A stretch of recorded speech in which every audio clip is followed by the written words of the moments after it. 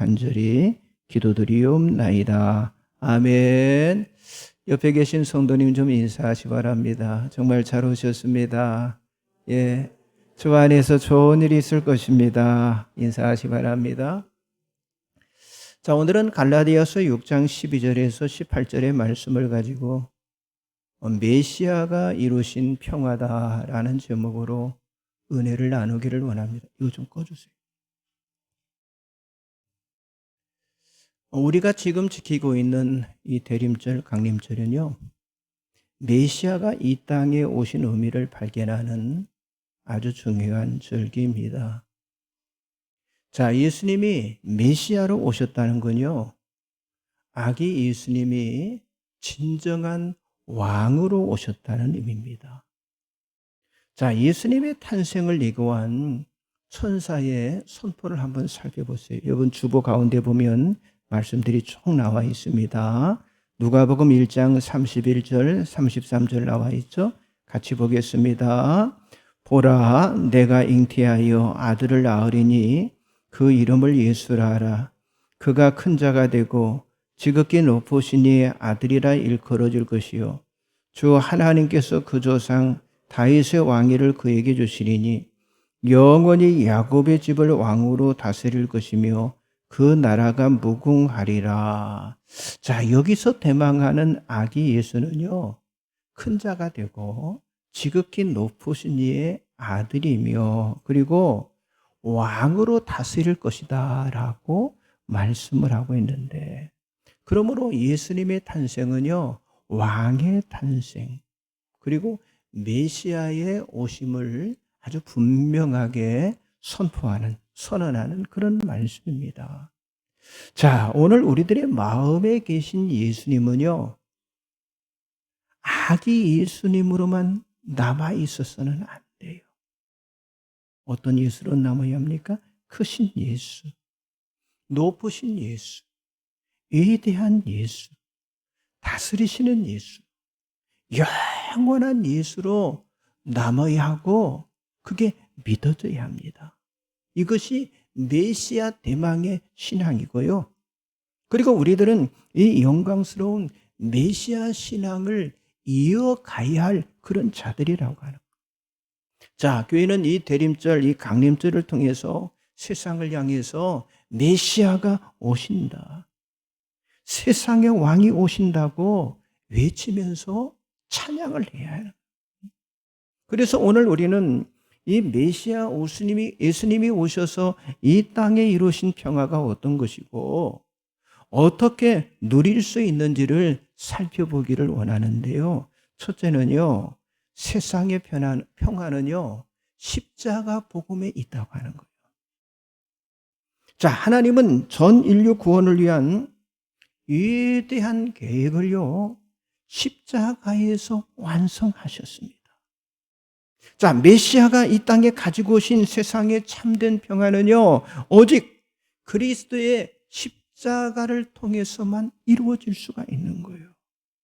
그래서 기쁜 성탄절을 앞두고 이 메시아가 고난당하신 이 십자가의 고난을 말하는 이유는요, 진정한 성탄의 의미가 바로 십자가에서 발견이 되기 때문이라고 하는 거예요.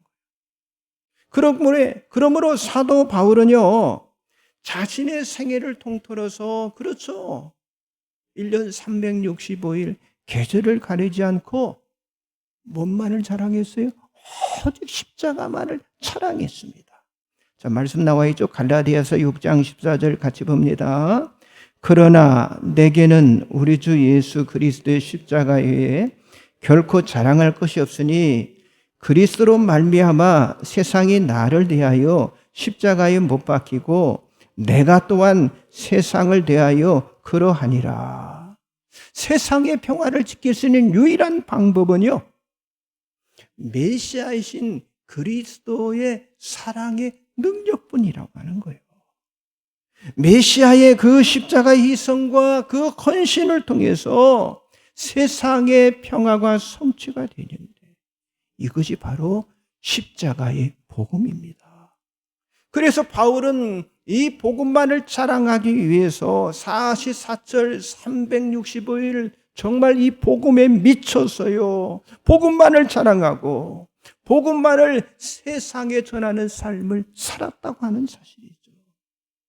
그렇습니다. 여러분, 십자가만이 인류 평화의 핵심이고 바로 이 십자가의 신앙만이 개인과 가정과 세상의 모든 고통을 이겨낼 수 있는 힘이라고 하는 사실을 믿으시기 바랍니다.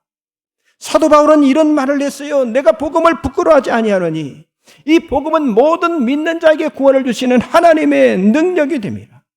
먼저는 유대인에게요 또한 헬라인에게로다. 여러분, 사도 바울처럼 십자가 복음을 부끄러워하지 않는 그런 당당함이 저와 여러분에게 필요한 줄 믿습니다. 우리가 포기하지 말아야 할 믿음의 정점은 바로 뭐예요? 십자가 복음이에요. 십자가의 복음이 나의 정체성이 되도록 해야 한다고 하는 거예요. 그래서 그 노력을 끝까지 경주하는 거예요. 이 십자가의 복음, 이 십자가의 정체성을 끝까지 놓치지 않고 경주하는 것, 그것이 우리의 신앙의 정체성이 되어야 한다고 하는 거죠. 여러분의 신앙을 그리스도의 사랑으로 가득 채우시기 바랍니다. 그것이 사랑으로 신앙을 세우는 바로 길이라고 하는 사실이에요. 지금 우리가 세상에 어떻게 보면 지금 평화가 아주 절실한 그런 시기에 우리는 지금 살아가고 있습니다. 이때 예수 그리스도가 이 땅에 가지고 오신 이 평화를요, 우리는 희망해야 한다고 하는 거예요. 십자가에서 하나님의 능력이 폭발해서 모든 아픔과 절망과 갈등과 전쟁의 아픔을 뒤덮는 그 평화를 만드는, 평화스러운 땅을 만드는 은혜가 여러분 이 땅 곳곳에 부어져야 한다고 하는 거예요. 사도 바울은 이스라엘의 민족, 자기 민족인 이스라엘의 평강을 위해서 마음을 다해서 그들을 위해서 기원하고 있습니다. 자, 갈라디아서 6장 16절 나와 있죠? 같이 보겠습니다. 무릇 이 규례를 행하는 자에게와 하나님의 이스라엘에게 평강과 긍휼이 있을지어다. 그렇다면 이스라엘의 평강은 과연 어디에서, 아니 어떻게 오는 것일까요? 그렇죠. 오직 예수 그리스도가 오셔야만 가능한 거 아닙니까? 여러분, 그분이 오셔서 하나님이 정하신 메시아의 역할을 수행하셔야만 세상의 구원이 성취가 되어지고 세상의 평화가 오는 거라고 하는 거예요. 메시아의 구원은요, 단지 택한 자들만이 아니라 이 세상에 있는 모든 인류와 여러분 자연의 질서까지도 아주 총체적으로 구원하는 것이라고 하는 거죠. 예수님은 인류의 죄를 용서하기 위해서 이 땅에 오셔서 십자가에서 희생의 제물이 되셨습니다. 그런데 이것은 창조주 하나님 아버지의 뜻이기에 오직 예수 그리스도가 이 땅에 오셔서 십자가를 지시고 부활하셔야만 어둠의 권세를 정복하고 평화를 완성하실 수가 있다고 하는 사실이죠. 여러분, 이 땅의 평화는요, 하늘의 영광이 드러날 때 그때 나타나는 거예요. 그 하늘의 영광인 메시아의 탄생이 이 땅의 평화를 가지고 오는 유일한 길이라고 하는 사실을 믿으시기 바랍니다. 여러분, 성탄의 밤에 목자들이 예수의 탄생을 목격하기 위해서 길을 갈 때에 엄청난 표적을 보았잖아요. 누가복음 2장 13절 14절에 보니까 허련히 수많은 천군이 그 천사들과 함께 하나님을 찬송하여 이르되 지극히 높은 곳에서는 하나님께 영광이요 땅에서는 하나님이 기뻐하신 사람들 중에 평화로다 하니라 라고 말씀하신 것처럼 여러분, 메시아의 탄생이 하나님 아버지께 영광이요 그리고 이 땅에 있는 모든 사람들에게 평화가 임하게 된 줄 믿습니다. 여러분, 혼돈으로 무질서한 세상에서 사람들은 지금 뭘 요구하느냐? 강력한 어떤 리더십을 요구하는 거예요. 그래야 세상에 안정과 평화가 온다는 그런 기대감 때문인데, 지금 우리는요, 러시아의 그 우크라이나 침공 사건을 보면서 정말 중요한 리더십의 문제는요, 과연 누가 리더가 되어야 하느냐, 여기 달려 있음을 우리가 지금 깨닫고 있어요. 그래서 우리는 이 세상에 어떤 하나도 어떤 인물도 진정한 평화를 가져다 주지 못한다고 하는 사실을 우리는 알아야 한다고 하는 거예요. 여러분, 역사를 보세요. 강력한 힘을 가졌던 애굽도, 그리고 아수르도, 바벨론도, 로마 제국도 역사의 뒤안길로 다 사라졌습니다. 그래서 교회는 언제나 인류의 참된 리더가 바로 예수 그리스도라고 하는 사실을 우리가 선포해야 할 줄 믿습니다. 여러분, 이 성경 전체의 역사는 하나님의 나라와 세상 나라의 이야기인데, 이 역사 속에서 하나님이 역사의 주인공이라고 하는 사실을 보여주기 위해서 한 나라 이스라엘을 하나님이 선택해 주셨습니다. 이스라엘의 역사의 주인 되시는 하나님의 나라의 승리가 있다는 것을 그들의 역사를 통해서 보여주며, 그러니까 이스라엘의 운명은요, 하나님께 달려 있다고 하는 사실을 성경을 통해서 보여주고 있어요. 여러분, 예수님께서요, 이제 무리들에게 잡히시던 날 진정한 평화가 무력으로 되는 것이 아니다고 하는 사실을 예수님이 말씀하셨어요. 자, 마태복음 26장 55절 나와 있죠. 같이 보겠습니다. 그때에 예수께서 무리에게 말씀하시되 너희가 강도를 잡는 것 같이 칼과 몽치를 가지고 나를 잡으러 나왔느냐? 내가 날마다 성전에 앉아 가르쳤으되 너희가 나를 잡지 아니하였도다. 자, 여기 예수님의 가르침의 핵심이 뭡니까? 칼과 창의 힘이 아니라는 거예요. 복음의 힘, 십자가의 힘만이 세상에 진정한 평화를 가져다 줄 수 있다고 하는 사실이죠. 인류의 유일한 평화는요, 평화의 왕이신 예수님만이 여러분 지킬 수 있다고 하는 사실을 믿으시기 바랍니다. 그런데 그 평화는요, 바로 십자가의 사랑으로 지켜줄 수가 있다고 하는 거예요. 그래서 이 대림절, 이 강림절의 평화의 정신은요, 메시아가 십자가에서 이 평화를 가지고 오셨다고 하는 겁니다.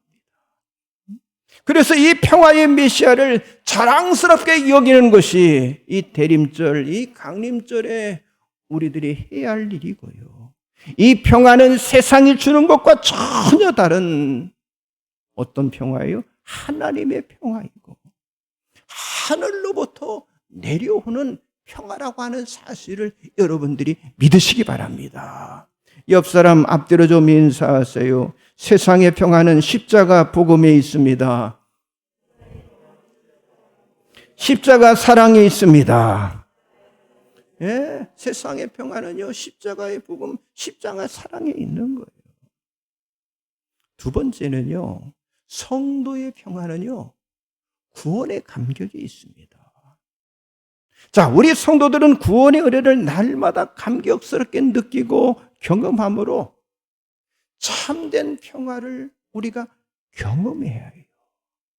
자, 예수님이 이 땅에 메시아로 오심으로 우리에게 평화가 이루어졌다고 하는 사실이죠. 자, 예수님이 평화의 메시아로 오셔서 우리를 구원하시고 우리를 어떻게 만들었어요? 새로운 피조물이 되게 하셨어요. 자, 갈라디아서 6장 15절 같이 봅니다.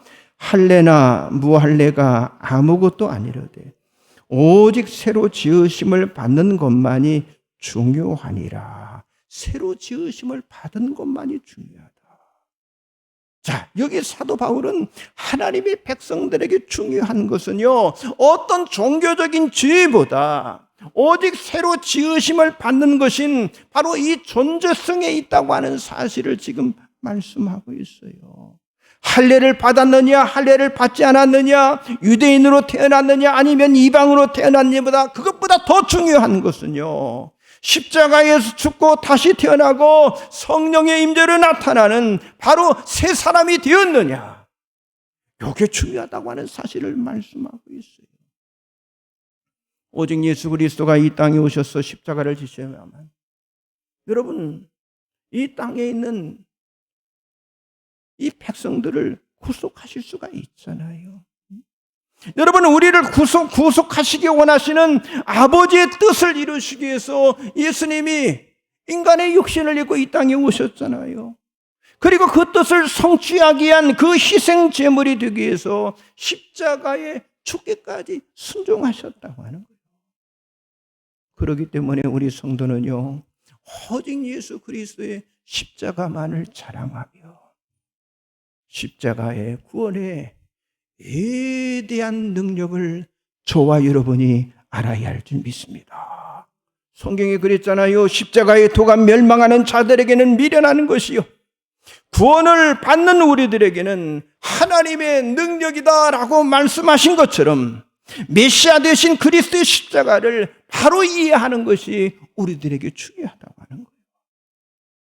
이렇게 능력, 권위, 권능, 주권을 가지신 왕이 죽음으로 생을 마감할 수가 있겠습니까? 이해가 안 되잖아요.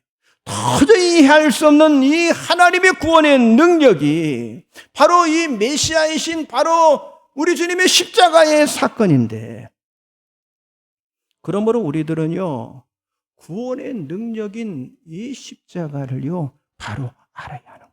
자, 갈라디아서 6장 14절 같이 보겠습니다. 그러나 내게는 우리 주 예수 그리스도의 십자가 외에 결코 자랑할 것이 없으니 그리스도로 말미암아 세상이 나를 대하여 십자가에 못 박히고 내가 또한 세상을 대하여 그러하니라. 이 말씀은 십자가로 구원받은 사람들이 세상을 어떻게 대해야 하는지를 말씀하고 있는데, 자, 우리 성도들이 세상에 대해서 권리만을 주장하지 말고 사랑의 십자가를 지는 희생적인 삶을 살아야 한다고 하는 사실을 말씀하고 있어요. 여러분, 십자가의 복음을 가지고 자기 자신과의 싸움, 의의 싸움에 우리가 이겨서 자기를 높이고 자기에게 영광 돌리는 그 삶을 어떻게 해요? 내려놓아요. 자신과의 싸움이 내가 이겨야 한다고 하는 거예요. 자, 그렇다면 메시아의 평화를 누리며 살려면 우리가 어떻게 해야 할까요? 자, 사도 바울이 답을 주고 있습니다. 갈라디아서 6장 17절 18절 같이 보겠습니다. 이후로는 누구든지 나를 괴롭게 하지 말라. 내가 내 몸에 예수의 흔적을 지니고 있노라. 형제들아, 우리 주 예수 그리스도의 은혜가 너희 심령에 있을지어다. 아멘. 단지 지식적인 십자가가 아니라는 거예요. 여기 뭐라고? 내 몸에 어떻게 하라고요? 그렇죠. 예수의 흔적을 지니고 그랬어요. 그리고 끝부분에 뭐라고 했던? 누구 심령에? 너희 심령에 있을지어다 라고 말씀하고 있는데, 자, 메시아로 오신 예수 그리스도의 은혜가 우리의 삶에서 체험되고 우리의 심령 속에 있어야 한다는 그런 말씀입니다.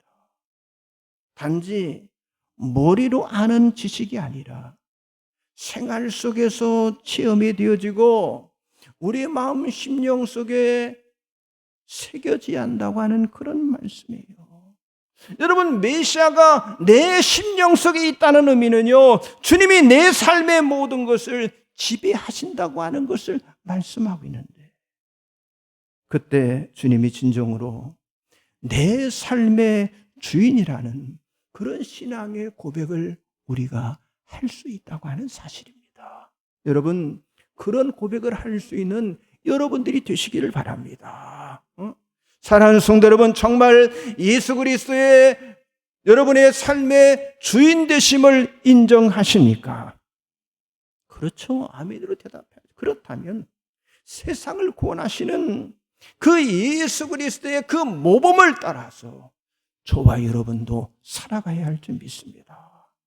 지금 나의 모습은 철저하게 그분의 은혜의 결과라는 이 신앙의 고백이 우리들에게 있어야 한다고 하는 사실이죠. 여러분, 내가 열심히 살아온 결과를 내가 누리고 있다, 이렇게 생각하면 안 돼요. 그러면요, 그런 사람은요, 주님의 은혜를 헛되이 하는 사람. 내가 지금까지 살아온 것에 대해서 주님의 은혜가 얼마나 지대했던지를 여러분 절대로 잊지 마시기 바랍니다. 메시아가 이 땅에 오셔서 난리해 죽으신 은혜로 인해서 내가 의롭게 되었다는 이 신앙의 고백을 통해서 주님의 은혜가 여러분 심령 속에 가득가득하시기를 주님의 이름으로 간절히 축복합니다. 자, 옆 사람 앞뒤로 한번 인사하세요. 구원의 감격을 가지고 살아갑시다. 마지막 세 번째는요, 하나님과의 평화는요, 화해의 관계에 있다고 하는 거예요. 여러분, 진정한 평화는요, 하나님과의 관계에서 찾을 수 있기 때문에, 그렇기 때문에 예수님께서 이 땅에 오신 것인데, 성경 로마서 5장 11절에 보면 그뿐 아니라 이제 우리로 화목하게 하신 우리 주 예수 그리스도로 말미암아 하나님 안에서 또한 즐거워하느니라 라고 말씀하고 있어요. 자, 메시아가 이 땅에 가진, 아니 메시아이신 예수님이 이 땅에 가지고 오신 참된 평화는요, 단순히 어떤 전쟁, 다툼, 분쟁이 없는 그런 상태가 아니라 하나님과의 관계를 어떻게 해요? 화목시켜. 하나님과의 관계를 화목시킴을 통해서 누려지는 그런 평화라고 하는 거예요.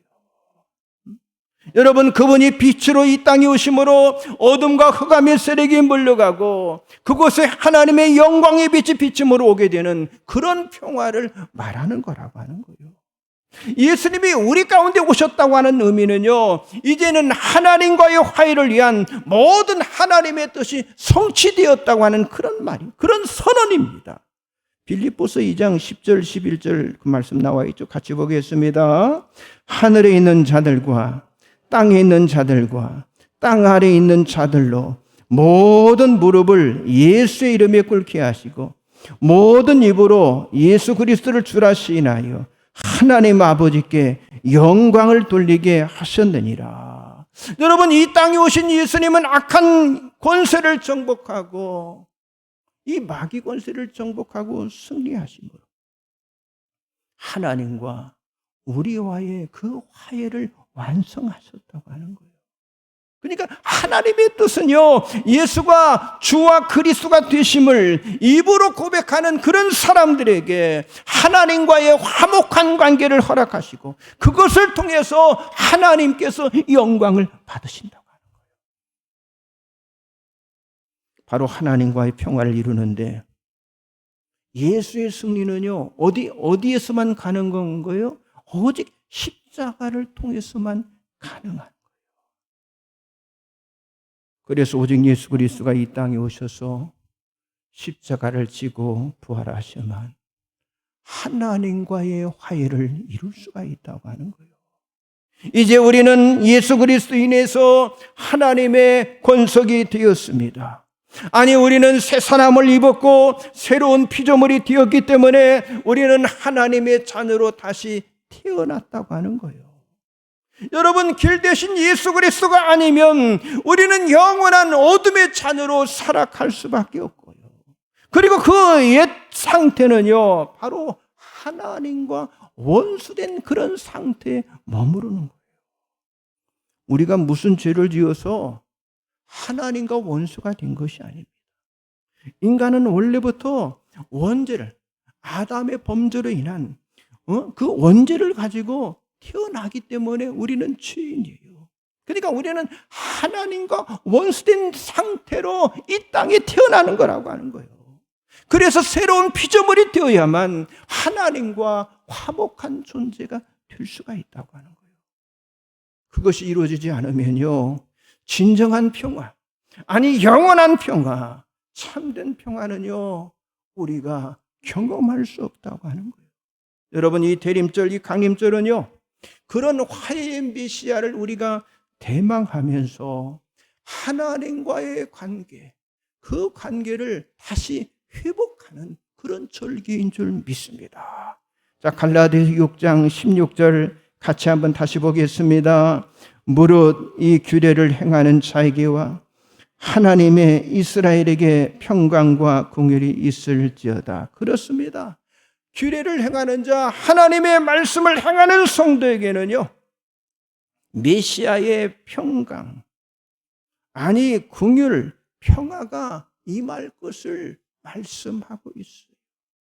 자, 우리는 이 대림절, 이 강림절 메시아의 대망을 기다리면서 아직도 지금 우리가 당하고 있는 이 팬데믹으로 인한 후유증으로 우울하고 답답한 삶만을 우리가 살아가는 것이 아니라 기쁨과 즐거움으로 감사 찬송을 하면서 우리가 평화를 준비해야 할지 믿습니다.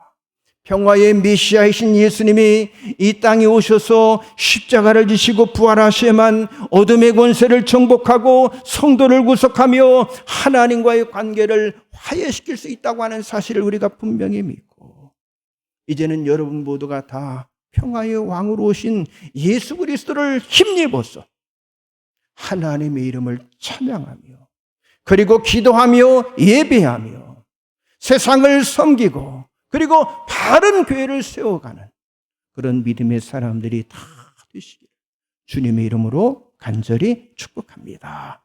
기도하겠습니다. 전능하신 하나님, 참으로 감사합니다. 이 거룩한 죄를